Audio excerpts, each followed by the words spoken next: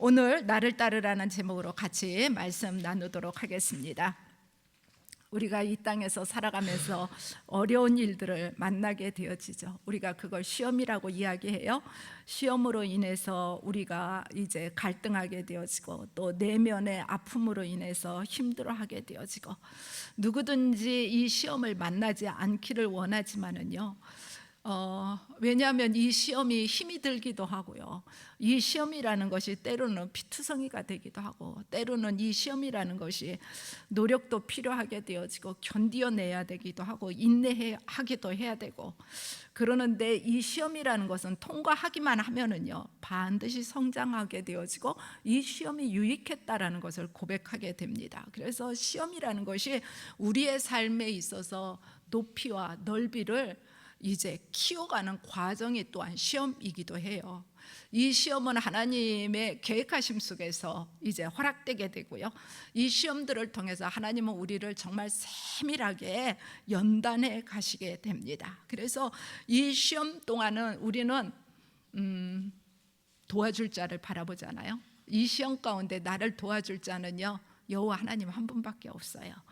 그 하나님만을 딱 바라보게 되어지고 그 하나님만을 의지하게 되어지면서 우리가 시험 앞에 서게 되면 내 자신이 얼마나 연약한 존재인지를 깨닫게 되어집니다.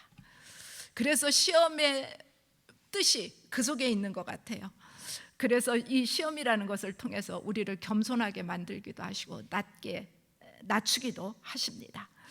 믿음의 사람들은요 문제를 해결할 수 없다라고 생각하면서 인생을 포기하는 것이 아니라, 믿음의 사람들은 절망과 두려움 속에서도 하나님은 살아계시고 하나님은 내 편이시고 하나님은 내 삶을 선하게 이끌어 가신 분이라는 것을 우리는 기대하게 되어지고, 그것을 믿고 조금 더 의심하지 않게 됩니다. 그래서 혹독한 시험의 시간이라 할지라도요 우리는 감당할 수 있고 이겨낼 수 있게 되어지고, 그 시험의 시간 동안 하나님은요 우리의 삶 가운데에 정말 가장 아름답게 하셔요. 어떻게 아름답게 하시냐, 나와 동행하시면서 나에게서 한순간도 눈을 떼시지 않으시는 시간이 바로 시험의 시간입니다. 아이들이 이제 걷기를 시작하고 성장하게 되어지면 부모는 아이에게서 한 번도 눈을 떼지 않아요. 혹여라도 위험할까, 넘어질까, 다칠까. 이 시험의 시간들이 하나님이 우리에게서 눈을 뗄 수 없는 시간이에요. 혹시 아파하지 않을까, 혹시 상처받지 않을까, 혹시 넘어지지 않을까, 혹시 뒤로 물러서지 않을까 염려하면서 우리를 향해서 하나님의 시선이 집중되어져 있는 시간이어서, 이 시간들을 통과하고 보면 내가 하나님의 엄청난 사랑을 받았구나라는 것을 비로소 깨닫게 되어지고, 그 사랑 앞에서 우리가 겸손해지게 됩니다. 오늘 본문에서 나오는 베드로라는 이 제자는요 다른 제자들에 비해서 굉장히 열정적인 사람이었습니다. 분명한 신앙 고백이 있었어요. 칭찬받을 만한 신앙 고백이 있었어요. 주는 그리스도시요 살아계신 하나님의 아들이시니다. 마태복음 26장에서는 이렇게 이야기해요. 모든 사람이 주를 버릴지라도 결코 주님을 버리지 않겠다고 자신 있게 말하던 사람이었습니다.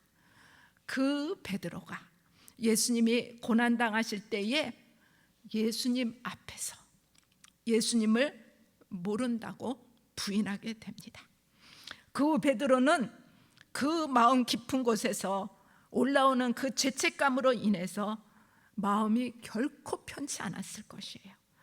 내가 그토록 믿고 사랑하던 선생님이었는데 그 예수님을 배반한다라는 사실 때문에 베드로는 부활하신 예수님의 얼굴을 제대로 볼 면목이 없었을 것입니다.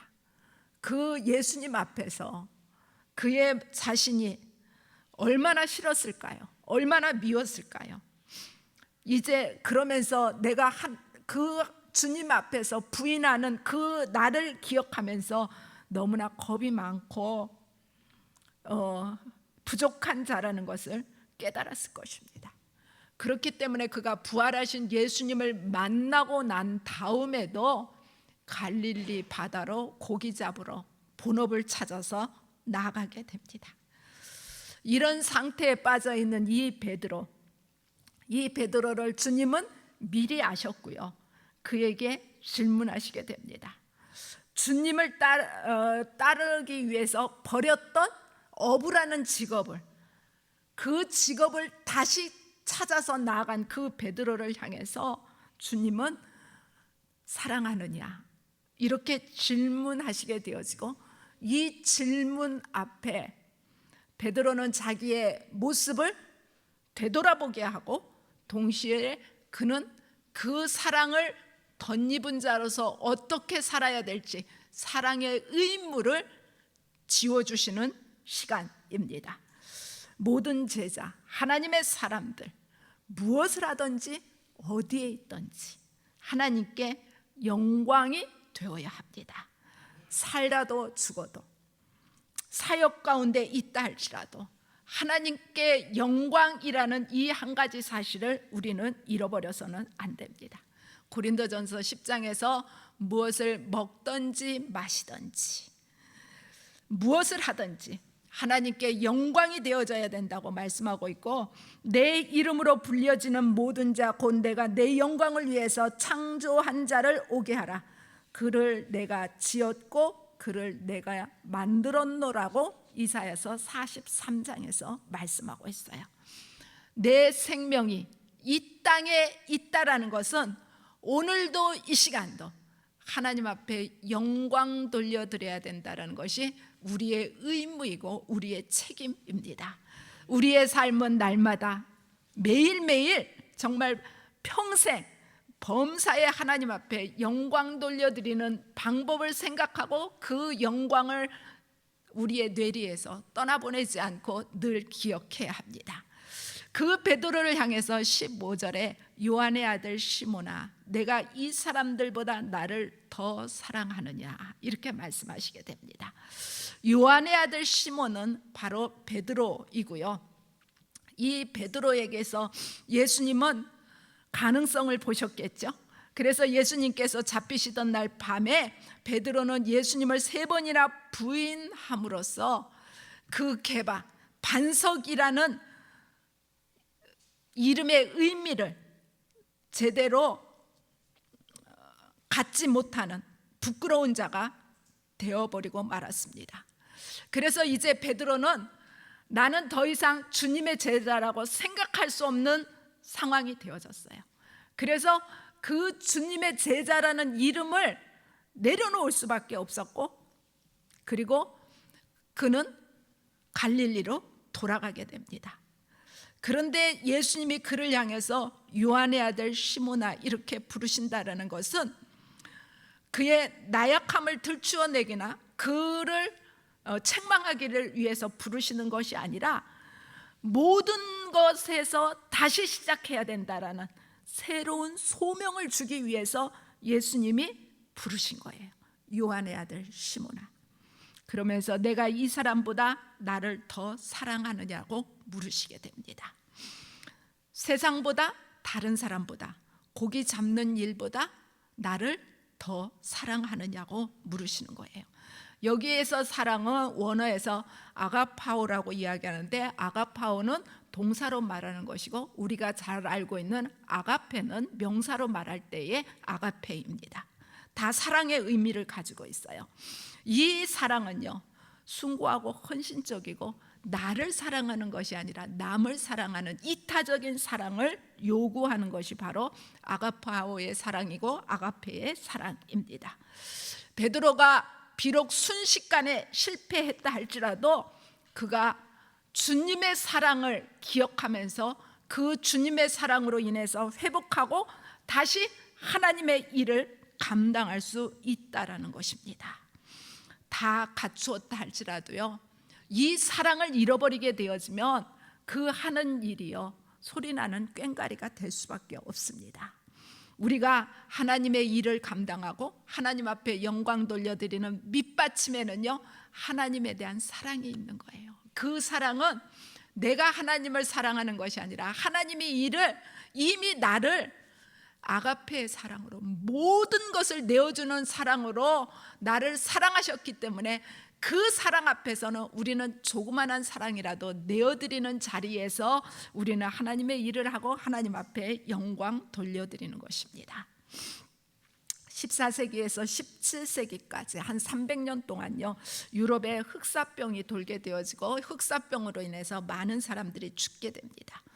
잘 아는 것처럼 이 흑사병은요, 쥐에서 기생하는 패스트균에 의해서 옮겨지게 되어지고, 이제 이 감염병이 이제 생기게 되면 살이 썩어서 검게 되어져서 흑사병이라고 부르게 됩니다. 이 흑사병이 19세기 말에 파스테르가 그 발병의 원인과 치료법을 알게 된 후에 이제 흑사병은 끝나게 됩니다. 그런데 15세기경에 루터가 거주하던 비텐베르크에 이 흑사병이 들어오게 되어지고, 이 흑사병으로 인해서 이제 루터가 머물고 있는 대학이 폐쇄하게 되어지고, 그리고 루터로 하여금 그곳에서 떠나도록 종용하게 되어집니다. 당시 루터의 아들이 병에 걸렸었고 그의 아내는 임신을 하고 있었습니다. 루터는 주변 사람들을 버리고 떠나지 못했습니다. 오히려 자기의 집을 환자들에게 개방하고 함께 살면서 주변 이웃들을 돌보게 됩니다. 시편 46편의 말씀이 그에게 큰 위로와 힘이 되어졌어요. 하나님은 우리의 피난처시요 힘이시니 환난 중에 만날 도움이시라. 루터는 이미 하나님으로부터 사랑을 받았기 때문에 그 사랑을 다시 나눌 수밖에 없었어요. 베풀 수밖에 없었어요. 하나님의 그 사랑 속에 머물면서 내 생명을 이 병 중에서 잃어버린다 할지라도 나는 살아도 죽어도 하나님의 것인 것을 고백하며 그 땅을 떠나지 않고 그 땅에서 섬기는 자가 됐습니다. 오늘 본문의 15절, 16절, 17절 세 번이나 베드로를 향해서 내가 나를 사랑하느냐라고 물으셨습니다. 이 세 번 물으실 때마다 베드로는요, 자신이 얼마나 초라했을까요? 사랑하는 여러분, 우리가 이 땅에서 어떠한 유혹이나 환난이나 핍박 가운데 흔들리지 않는, 무너지지 않는 사랑, 아가파오의 사랑, 아가페의 사랑을 우리가 지니고 있게 되어지고, 이 세 번 물으시는 동안 베드로는 그 사랑을 잃어버릴 수가 없었을 것이고 그 사랑 앞에 그가 겸손하게 무릎 꿇지 않았을까요? 우리가 힘들고 지친 사람들에게 이미 나는 하나님의 사랑을 받은 자이기 때문에, 하나님의 사랑을 덧입은 자이기 때문에 누군가를 사랑하는 것이 하나님으로부터 받은 빚을 조금이라도 나누면서 사는 자의 삶의 모습입니다. 우리가 성도라는 이름을 가지고 살잖아요. 성도라는 이름 가운데는 이미 하나님의 사랑이 임했다라는 이야기거든요. 하나님의 사랑을 받은 자로서 우리가 사명을 감당하고 하나님께 영광 돌리면서 그 사랑을 나누면서 살아가야 되는 것이 우리의 삶의 자리입니다. 베드로를 향해서 내가 나를 사랑하느냐고 물으시는 그 주님, 내가 너를 사랑한 것 같이 너도 많은 사람들을 사랑하라고 부탁하심이 이 사랑 가운데 담겨져 있습니다. 17절에서 예수님께서 베드로에게 물으셨고 그 주님을 부인한 아픔을 베드로는 떠올렸을 것입니다. 그래서 17절에 보면 세 번째 질문에 베드로가 근심하여 이르되 이렇게 말씀하고 있어요. 근심하면서 그가 주님께서 모든 것을 아시나이다 대답하게 됩니다. 예수님에 대한 베드로의 마음은 변함이 없었으나 이제 베드로가 아무것도 장담할 수 없다라는 것을 본인이 깨닫게 된 거예요. 왜냐하면 나는 정말 내 목숨을 잃는다 할지라도 예수님을 부인하지 않을 줄 알았어요. 그 예수님에게서 떠나지 않을 줄 알았거든요. 그러는데 본인이 얼마나 연약한 인간인가를, 그 종들 앞에서 그 예수님을 맹세하면서 부인했던 그 어리석음을 떠올리게 되어졌을 때에 이제는 아무것도 호언장담할 일이 아무것도 없다라는 것을, 결코 이 세상에서 믿음을 지키며 그 주와 동행한다라는 것이 만만치 않다라는 것을 그가 깨닫게 된 것입니다.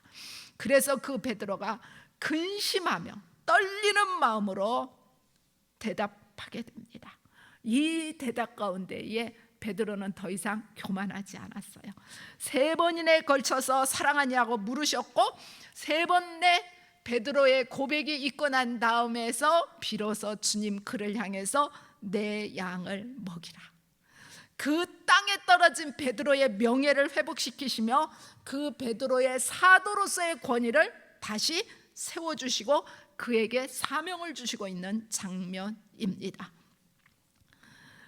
베드로에게 이제 이 주님으로부터 다시 받은 사랑이 있기 때문에 그 사랑을 가지고 양을 먹일 수 있을 것이고, 양을 먹이는 사람은 어떤 사람이 양을 먹이냐 그러면 주님의 사랑을 늘 간직한 사람이 양을 먹일 수 있게 돼요. 주님에 대한 신앙의 고백이 있는 사람, 이 고백이 있는 사람이 주님의 일을 맡을 만한 조건이 되는 것입니다.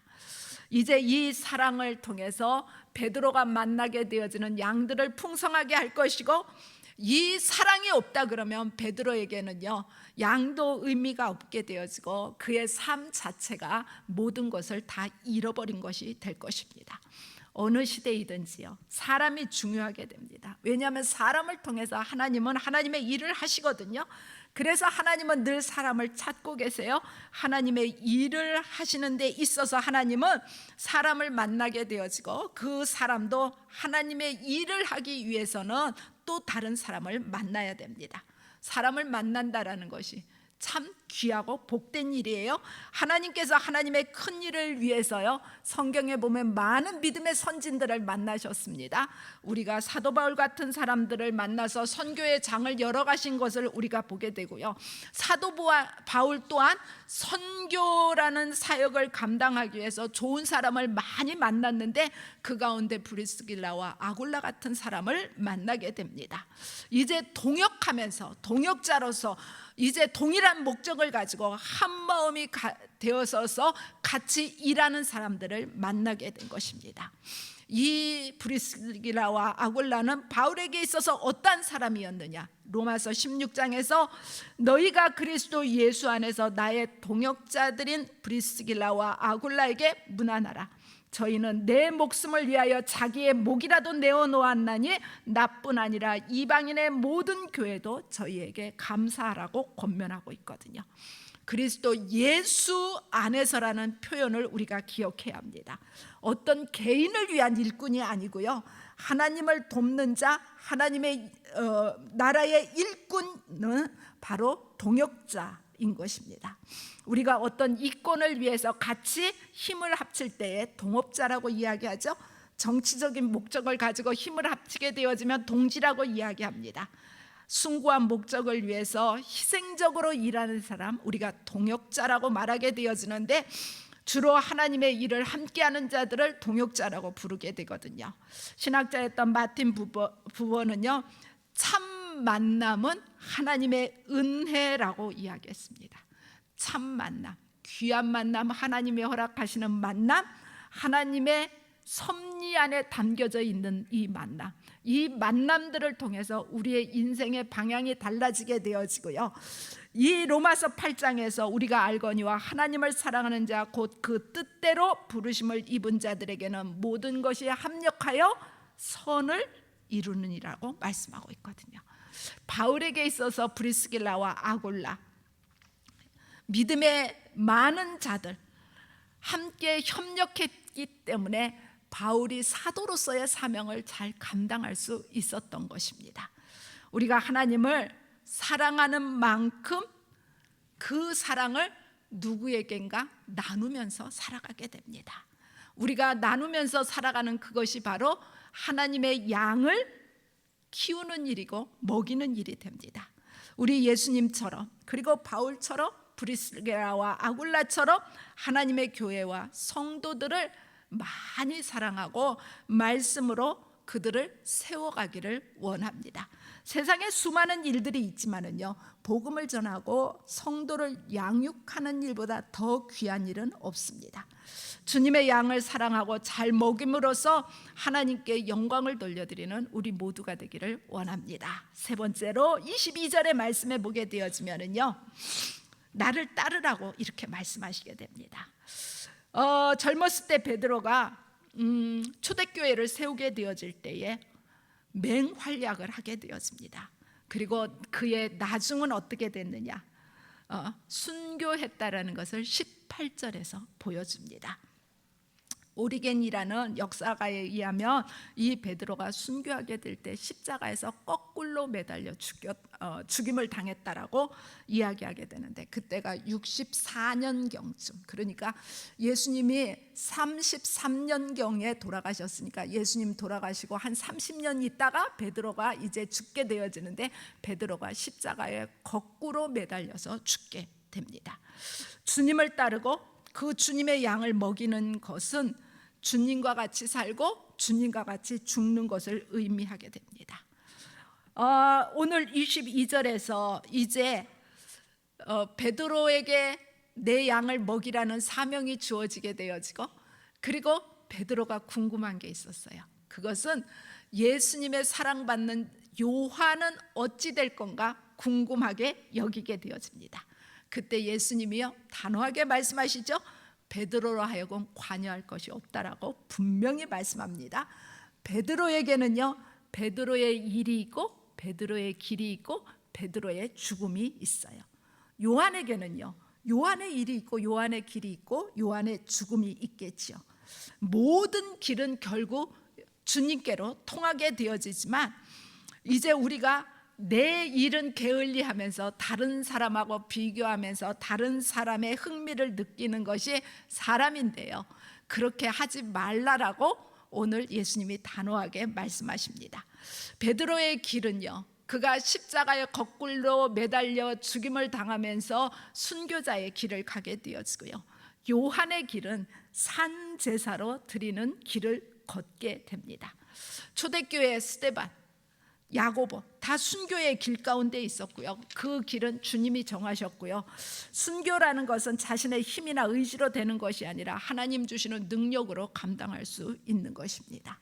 순교에 이르기까지 나는 죽고 나는 주님 안에서 철저히 복종하게 되어지고 사도로서 제자로서의 삶만이 남아있게 되어질 때에 순교의 잔을 마시게 되는 것입니다. 사랑하는 여러분, 우리가 이 땅에서 살아가면서요, 좌절할 때도 있게 되어지고 과거의 우상으로 돌아가는 경우도 우리가 보게 됩니다.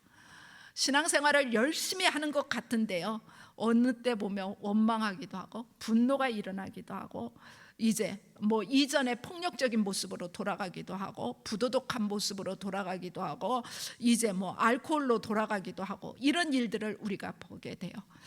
우리는 환경을 초월하면서 예수님 닮아가는 것에 대해서 한결같이 꾸준히 그 예수님을 닮아가야 되는데, 어느 순간 회의를 느끼게 되어지고 자신을 포기하게 됩니다. 그러면서 자기를 합리화시키죠. 이제 노력했는데 할 만큼 해봤는데 더 이상은 안 돼. 하나님, 내 인생에 아무 도움이 되지 않아. 이제는 포기할 거야. 이제는 내려놓을 거야. 이렇게 이야기하는 것은요, 그의 삶 가운데 과거로 돌아가는 삶이지 않겠습니까?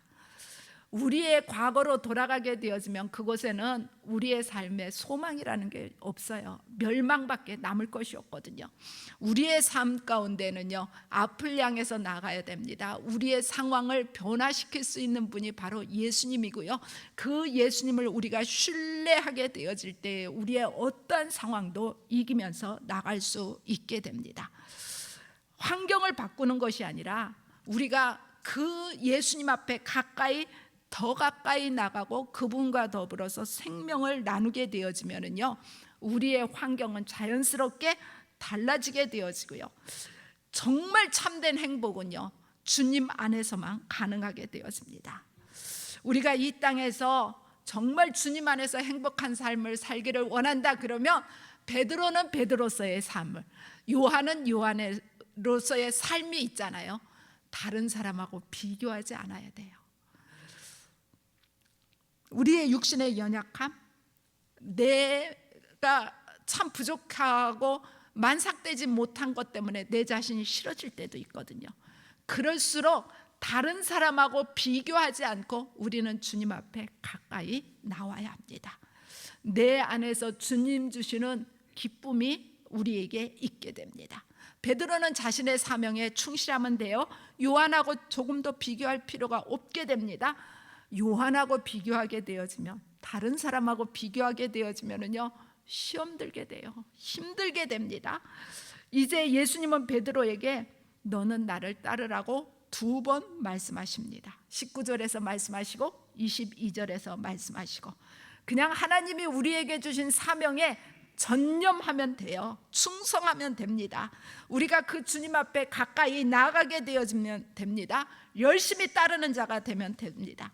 우리의 삶의 자리에서 기쁨을 잃어버리지 않고 감사함을 잃어버리지 않고 주님을 따르며 나아가게 되어질 때에 우리는 이 시대에 하나님 앞에 영광 돌려드리고 이 시대의 베드로가 되는 것입니다. 사랑하는 여러분, 나름대로 어려운 시대에 우리가 살고 있습니다. 주님 이 시간 우리를 향해서 사랑하라고, 양을 먹이라고, 그리고 나를 따르라고 말씀하십니다. 이 시간 주님 우리를 향해서 내가 나를 사랑하느냐 물으실 때에 주저하지 않고 주님 아십니다라고 대답할 수 있는 우리 모두가 되기를 주님의 이름으로 축복합니다. 기도하겠습니다. 참 좋으신 하나님, 베드로가 주님 물으실 때에 참 부끄러웠을 것입니다. 이 시간 주님 우리들을 향해서 찾아와서 물으실 때도 여전히 저희들 부끄럽습니다. 자신 있게 대답할 수 없습니다. 그럼에도 불구하고 우리를 향해서 엄청난 사랑이 부어졌습니다. 갚을 수 없는 사랑입니다. 그 사랑을 가지고 주님을 향해서 묵묵히 한 걸음 한 걸음 나가는 자 되게 도와주시고 주님의 마음에 합한 자 되어져서 우리가 아무하고도 비교하지 않고 주님과 나와의 관계 속에서 사명 감당하며 늘 주님 앞에 의연하게 서 있는 저희들 되게 하시고 믿음을 잘 지키는 자들 되게 도와주옵소서. 예수님의 이름으로 기도드리옵나이다. 아멘.